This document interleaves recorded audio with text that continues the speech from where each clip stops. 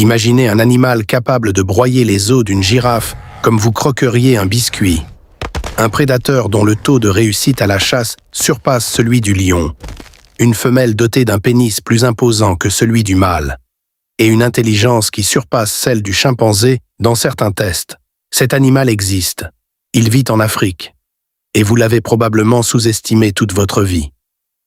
Avant de plonger dans l'un des animaux les plus fascinants et les plus incompris de la planète, si vous aimez découvrir la nature sous un angle que personne ne vous a jamais montré, abonnez-vous maintenant et activez la cloche. Chaque semaine, on brise des mythes et on explore des créatures extraordinaires.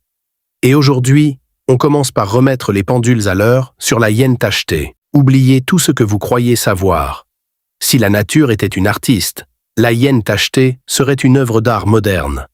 Le genre qui vous laisse perplexe, le genre qui vous force à regarder 2 fois, le genre qui remet en question tout ce que vous pensiez comprendre sur la biologie des mammifères, car ces animaux défient quasiment toutes les règles établies. Ils broient les os comme vous croqueriez des chips. Leurs femelles dominent les mâles de façon absolue et possèdent un pseudo-pénis plus imposant que celui de ces derniers. Leur intelligence rivalise avec celle des grands singes, et leurs talents de chasse font régulièrement pâlir les lions.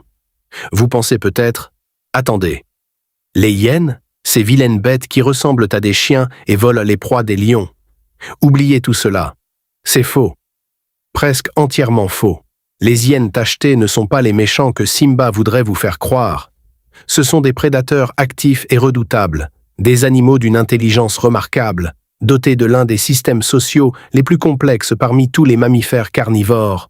Et dans les faits, ce sont plutôt les lions qui leur volent leur proie que l'inverse. Mais nous y reviendrons.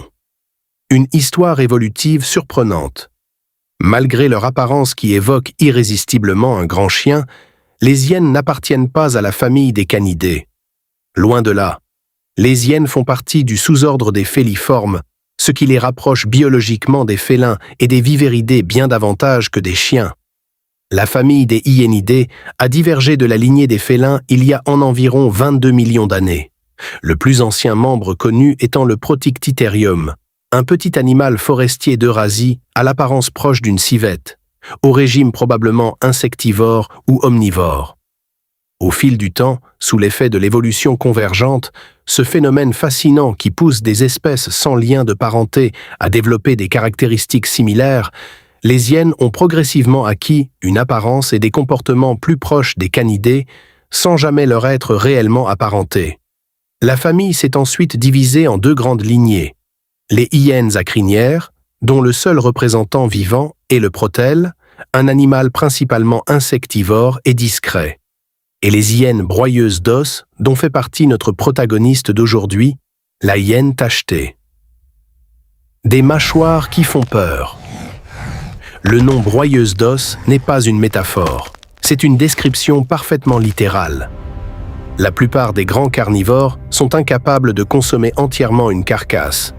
Les os, les cartilages, les tendons les plus durs, tout cela représente une ressource nutritive considérable que la majorité des prédateurs laissent sur place, faute d'outils adaptés. Les hyènes broyeuses d'os ont résolu ce problème de façon spectaculaire. Leurs prémolaires coniques, associés à une musculature crânienne d'une puissance extraordinaire, leur permettent de littéralement pulvériser les os les plus résistants. La force de morsure de la hyène tachetée dépasse 1000 newtons, soit plus de 40% de la force de morsure d'un léopard. Suffisamment puissante pour briser les os d'une girafe adulte, suffisamment puissante pour surpasser la capacité de broyage d'un ours brun.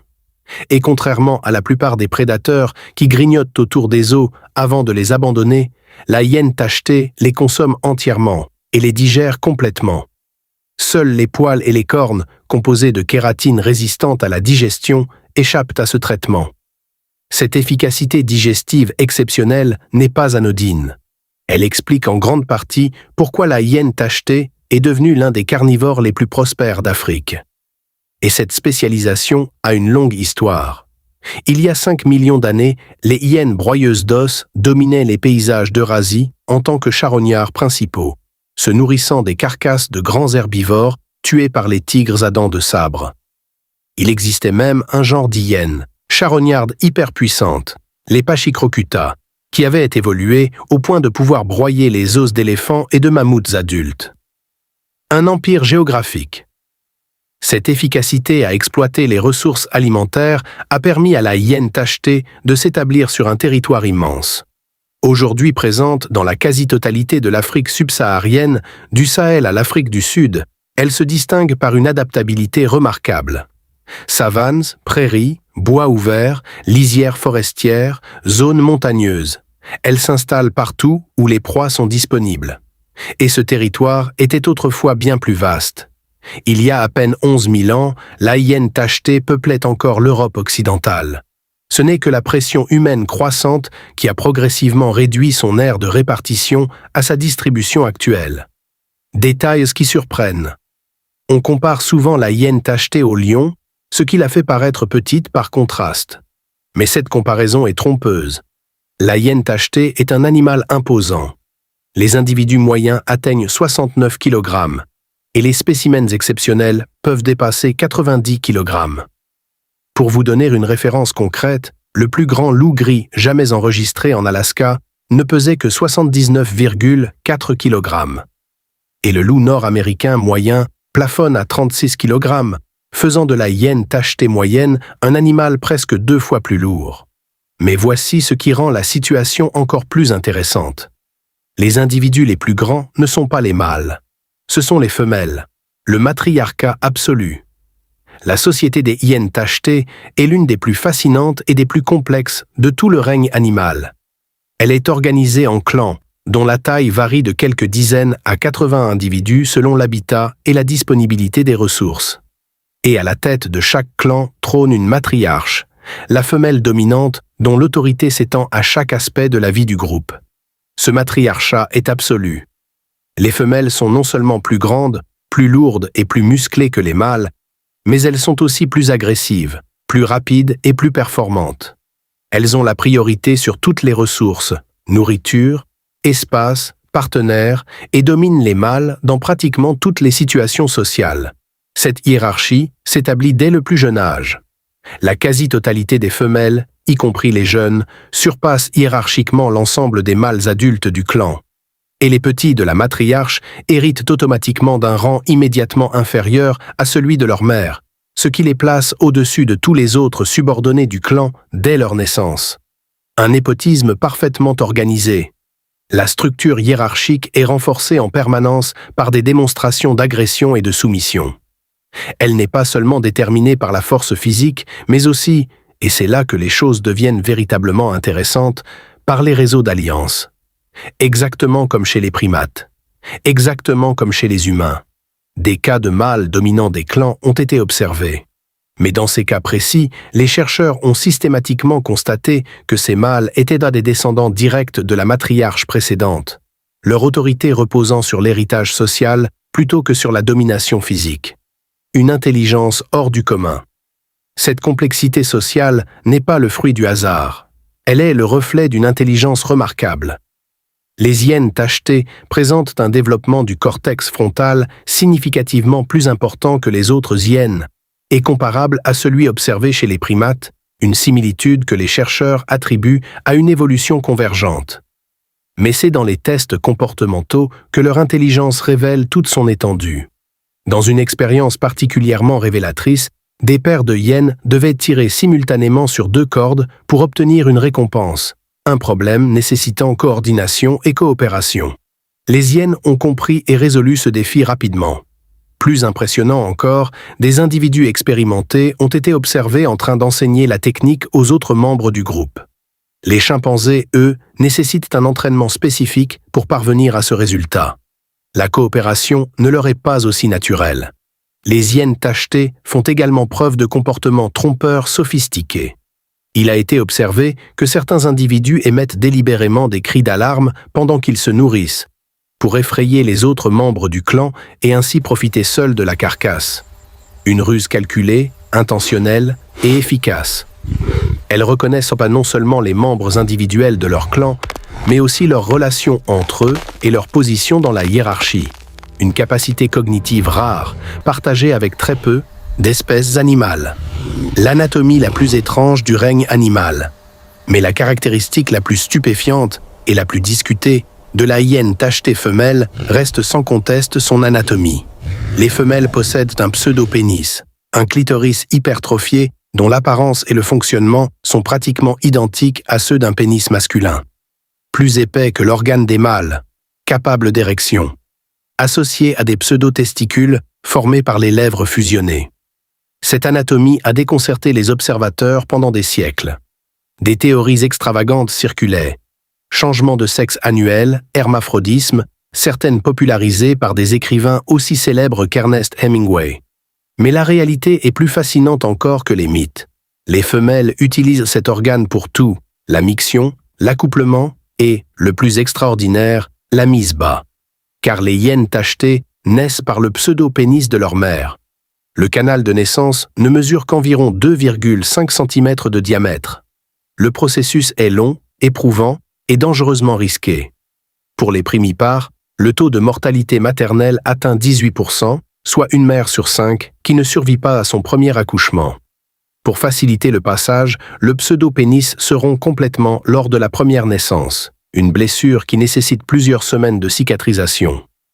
Et pour les nouveau-nés eux-mêmes, le danger est tout aussi réel. Environ 60% des premiers-nés meurent d'asphyxie au cours de cet accouchement difficile. Et ceux qui survivent font face à une autre menace immédiate. 25% des petits sont tués par leurs frères et sœurs au cours du premier mois de vie. Pourquoi l'évolution a-t-elle conservé une configuration anatomique aussi risquée? La réponse réside dans la dynamique sociale des hyènes. Dans ce matriarcat absolu, les femelles les plus dominantes, celles qui produisent le plus de testostérone pendant la gestation, donnent naissance à une progéniture plus masculine sur le plan anatomique et comportemental. La masculinisation devient ainsi un marqueur de dominance, perpétué par la sélection positive, génération après génération. Des chasseuses d'élite. Voici un mythe particulièrement tenace. Les hyènes seraient de simples charognards, incapables de chasser par elles-mêmes. Faux. Profondément faux. Certes, les ancêtres de la hyène tachetée étaient principalement charognards. Mais il y a environ 10 millions d'années, sous la pression évolutive de nouveaux concurrents, la hyène tachetée a développé 2 adaptations majeures qui ont transformé son mode de vie. Un comportement social complexe lui permettant de chasser en meute coordonnée et des carnassiers acérés lui permettant d'abattre activement ses proies. Le résultat est saisissant. Dans certaines régions d'Afrique, la hyène tachetée chasse et tue jusqu'à 95% de sa nourriture. Son taux de réussite à la chasse est en moyenne de 30%, comparable à celui du lion, supérieur à celui du tigre, et bien au-dessus des 20% du loup. En chasse collective, ce taux grimpe à 50%, et leurs techniques de chasse sont sophistiquées. Des chercheurs ont observé des comportements qui suggèrent une planification à l'avance des chasses, ce qui est remarquable en soi. Mais plus encore, les hyènes adaptent leur stratégie en fonction de l'espèce ciblée, adoptant des comportements spécifiques selon qu'elles s'attaquent à un gnu, un zèbre ou une gazelle. Une fois lancées, elles sont quasiment impossibles à semer. Chasseuses d'endurance par excellence, elles peuvent maintenir une vitesse de 60 km/h sur des kilomètres, ce qui équivaut à Usain Bolt courant 130% plus vite que sa vitesse de pointe sur une distance considérable. Leurs proies meurent souvent d'épuisement pur avant même d'avoir été rattrapées. Et ce fameux rire strident qui les accompagne pendant la chasse, ce n'est pas de la joie. C'est un signal de frustration ou de stress, émis lorsqu'elles sont sous pression, poursuivies ou en compétition pour une ressource. Les hyènes possèdent en réalité un répertoire vocal extrêmement riche, hurlements, grognements, cris de ralliement, qu'elles utilisent pour communiquer position, statut et intention au sein du clan. Les rivaux, lions et humains, avec une telle combinaison de force, d'intelligence et de coordination sociale, on pourrait croire que les hyènes règnent sans partage sur la savane. Mais la nature aime l'équilibre. Leur rival principal est le lion. Et contrairement aux mythes popularisés par le cinéma d'animation, c'est généralement le lion qui domine cette relation.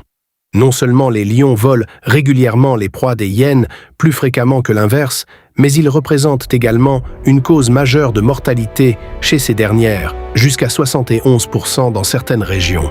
Face à un groupe de lionnes, les hyènes doivent mobiliser un ratio de 4 contre 1, simplement pour les faire reculer. Et même alors, le résultat n'est pas garanti. En revanche, contre les autres grands prédateurs africains, les hyènes dominent presque systématiquement. Seul le léopard parvient parfois à leur tenir tête. Les lycaons en particulier souffrent énormément de la compétition avec les hyènes. Les populations de ces deux espèces sont inversement corrélées, le déclin des lycaons accompagnant souvent la présence dense de hyènes. La relation complexe avec les humains. La relation entre les hyènes tachetées et les humains est aussi complexe et nuancée que les hyènes elles-mêmes. D'un côté, il y a Harar, en Éthiopie, une ville où des hyènes sauvages cohabitent avec les habitants depuis au moins 500 ans. Elles y jouent un rôle d'éboueur naturel, consommant les déchets organiques et contribuant ainsi à la salubrité de la ville. Depuis les années 1960, des éleveurs locaux les nourrissent régulièrement à la main. Une tradition ancrée dans la croyance que les hyènes protègent la cité des mauvais esprits. De l'autre côté, les conflits sont réels. La prédation sur le bétail, bovin, ovin, caprin, génère des tensions régulières avec les éleveurs, conduisant à des représailles parfois violentes contre les hyènes, même lorsqu'elles sont accusées à tort. Et il y a les rares mais dramatiques attaques sur les humains, généralement craintives, avec des distances de fuite pouvant atteindre 300 mètres en plein jour, les hyènes deviennent significativement plus audacieuses la nuit. Les attaques documentées ciblent principalement les personnes vulnérables, femmes, enfants, malades. Les cas les plus graves restent dans les mémoires. En 1903, dans la région d'Angoni, des hyènes auraient attendu devant les habitations à l'aube, attaquant dès l'ouverture des portes. En 1962, au Malawi, 2 individus exceptionnellement grands ont tué 27 personnes avant d'être abattus. Mais les hyènes font elles aussi face à de graves menaces humaines. Destruction de l'habitat, persécutions liées à la protection du bétail et, fait moins connu, la médecine traditionnelle. Dans plusieurs pays africains, diverses parties de leur corps sont utilisées à des fins médicinales ou rituelles, entraînant une chasse ciblée. Au Burkina Faso, la queue est particulièrement prisée.